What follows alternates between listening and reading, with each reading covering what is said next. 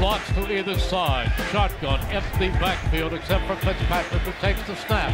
He is floating it for Smith, and Smith has it knocked away by Eric Rowe. An interception, he picks it off. Joining us as he does every week here on Eagles Game Plan, Eagles head coach Chip Kelly. Coach, first victory of the season, and you had all three phases of your game contributing, starting with your defense, and a guy that was pressed into action, Eric Rowe.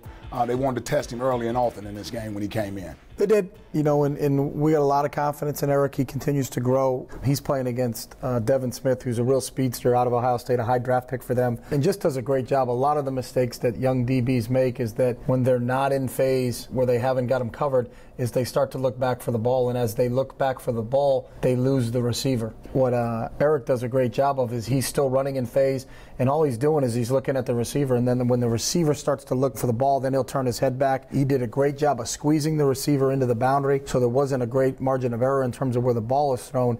And you'll see how we talk about pin him on the sideline when we can stop it when he's up here. The ball has to be dropped over in a small area. It's got to be a perfect pass out here for the DB to have a shot at it. If not, Eric's in phase and does a great job not only of making it a good play, but turning it into a great play. And that's a big pick for us going into the end zone and stop the drive when they had a little bit of momentum going. You watch your defense here. I like calling him Sticky Fingers, Coach. That's my nickname for him. The ball gets close to Walter Thurman, and he seems to come up with it every time. Plays like this are starting to turn into habits for Walt, and there's a couple key components to it, is that we're playing a zone coverage, and one of the keys to this whole thing is that Nolan now is getting split, but he's going to play deep to short. So by playing deep to short, he makes Fitzy sail the ball just a little bit more than he probably wants to, and that's why it's behind the receiver a little bit and ends up being a tip pass.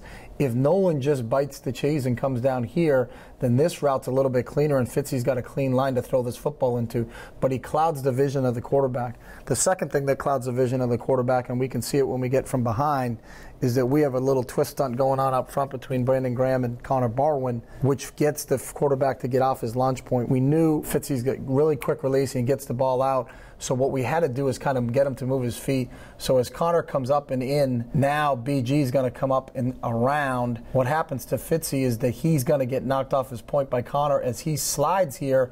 Now he's got Brandon Graham in his face, so he doesn't have a clean lane to throw the football. And it's one of the reasons when you see the ball comes out, it's a little bit high. He can't really come through, so it's not as accurate a throw. He doesn't get to take the normal 3+1, set your feet in the gun, and then throw a timing throw out there. He got clouded by the secondary in terms of what Nolan did, and then obviously clouded by the defensive line.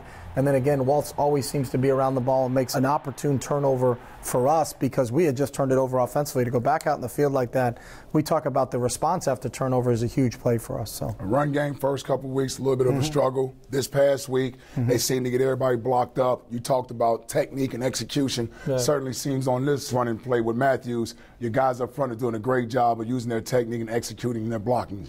Yeah, well, one of the things when you played the Jets and a Todd Bowles defense is there's going to be a lot of movement. So first off, when you look at this just entire thing, that's a defensive tackle.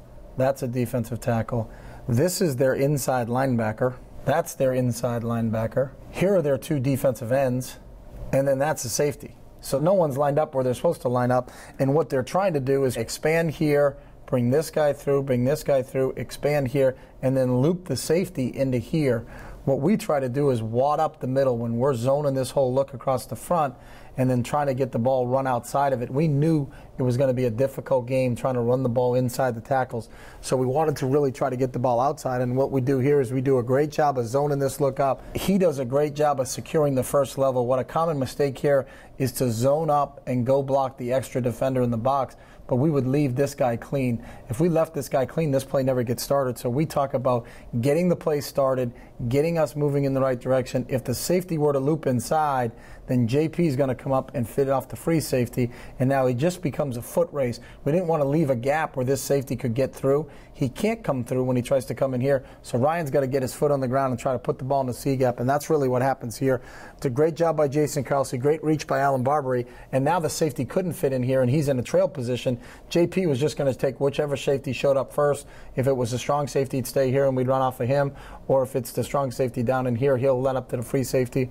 We get a big block on the outside from Coop, and then we take a 2nd and 7 and convert down in the red zone. We get a big first down, and then I think 2 plays later we were in the end zone. Watching here, my favorite phase of the game obviously is punt return, special teams. Little guy back there, give him this much space and he can make magic happen. Yeah, the big key is that they're a directional punt team and they're going to try to kick the ball into the boundary. So we're doubling the outside gunner, and if we can get him started, he's the cover guy. We do a great job. Eric Rowe and Walter Thurman out there, we get a double on him and we get him stopped. So now this gunner that you expect to be down here in his face is stopped. Now what really happens here, Darren catches the ball, and now look how much of a start he has to get going.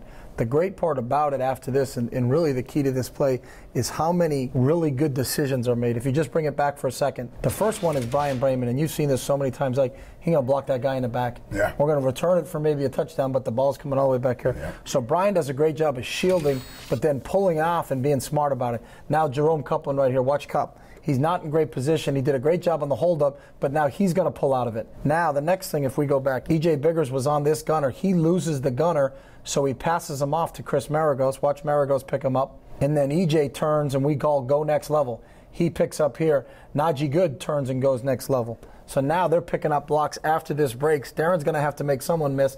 Now we pick up Najee here, and we pick up E.J. Biggers here. Trey Burton doing a good job here. Instead of a clip, he's going to kind of pull out of the block. And now Eric Rowe, who started on the outside holding up the gunner, has now come to take the punter. Walter Thurman, who started outside doubling the gunner, is now coming to take the long snapper. And then we got Darren in the open field, and they're probably not going to catch him from that situation.